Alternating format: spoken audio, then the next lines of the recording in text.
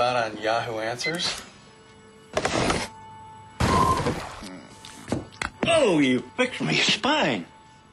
Get answers from people who know on Yahoo Answers. Yahoo! Next time on The Leaders, we're in Amsterdam to meet the CEO of Philips, Gerard Kleisterly. When I go public, there needs to be a reason that is linked to the success of the company. I don't go public for the sake of Gerard Kleisterly being public. I go public for the sake of Philips and thereby positioning Philips in a way that would lead to a better understanding, better appreciation by our stakeholders.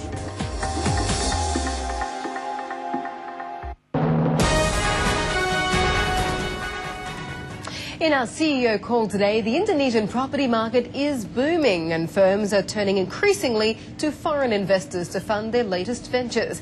Already listed on the Jakarta Stock Exchange, Perdana Gapuraprima is looking to raise $250 million in a Singapore REIT.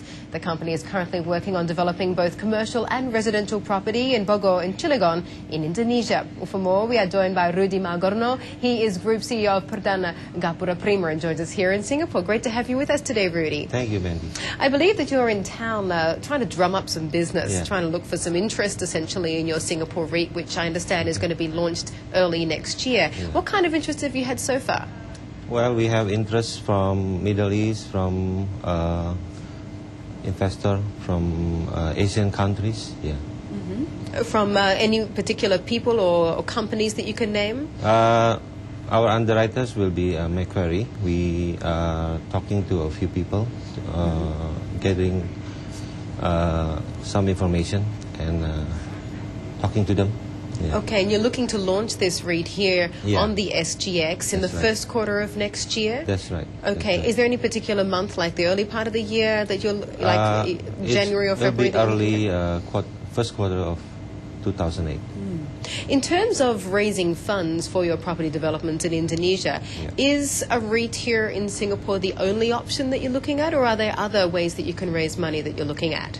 Well, we just did the IPO, one of our subholding, and we are thinking about REITs in Singapore because of Singapore is the financial hub, international financial market here. Rudy, when you look at the Indonesian property market, clearly there is very substantial growth, but are there any risks that investors need to be made aware of? Well, in the last 5 years, Indonesia property has a booming period and is steadily grow about 10 to 20%. And because of the low interest, mortgage interest is the lowest in the history, and the government is planning to issue the foreign ownership program, which is will boost up the property market in the next year. And can you tell us about your earnings? I understand that you've already reached your profit.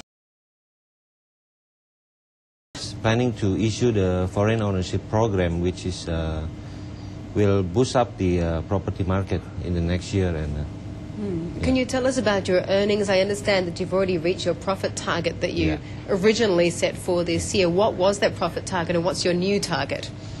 Well, our planning to grow our company, the profit should be about 100% by the next 5 years.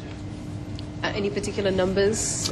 About 50 billion this year, and next year will be 110 billion. Okay, thank you very much for joining us today.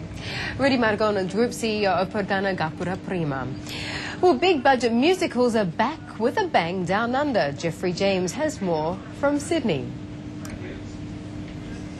Okay, thank you very much, Mandy. Well, Billy Elliot and Spamalot are soon to open here in Sydney, and after an absence of over 10 years, the theatrical institution called Miss Saigon is back on our shores. It's set, of course, during the Vietnam War and tells the story of a Vietnamese girl caught in an impossible love affair with an American soldier days before the fall of Saigon. The show has cost over $4 million to stage, and the producer responsible for bringing the show to Australia thinks musicals are back.